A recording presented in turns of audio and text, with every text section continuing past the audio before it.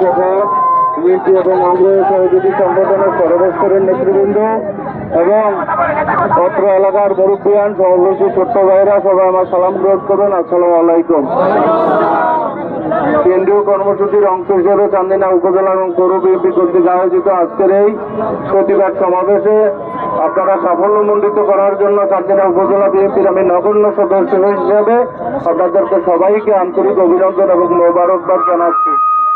আর আপনারা সবাই অবগত, বাংলাদেশ জাতীয়তাবাদী দলের চেয়ারপারসন দেশনেত্রী বেগম খালেদা জিয়া ম্যাডাম আজকে বেশ কিছুদিন যাবৎ খুব অসুস্থ।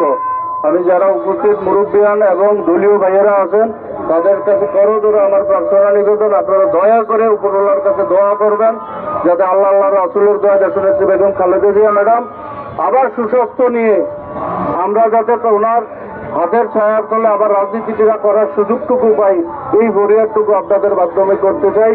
আর পরিশেষে আমি আপনাদেরকে অবগত করতে চাই, সম্মানিত উপস্থিতি, দীর্ঘদিনের চান্দিনা বিএনপির যে লালিত স্বপ্ন, এই লালিত স্বপ্ন যাতে আল্লাহ রাসূলের দোয়ায় আপনাদের দোয়ার উসিলায় উপরওয়ালা কবুল এবং মঞ্জুর করে নেয়। আমি শুধু এটুকু বলবো, আপনাদের অবস্থান থেকে আপনারা উপরওয়ালার কাছে দোয়া এবং দোয়া করবেন যাতে দীর্ঘদিনের চান্দিনা বিএনপির যে লালিত স্বপ্ন এটা যাতে উপরওয়ালা কবুল এবং মঞ্জুর করে নেয়। আজকে আর কথা বাড়াবো না, অনেক দূরত্ব আমাদের হাঁটতে হয়েছে, যার কারণে সবাই অনেক ক্লান্ত।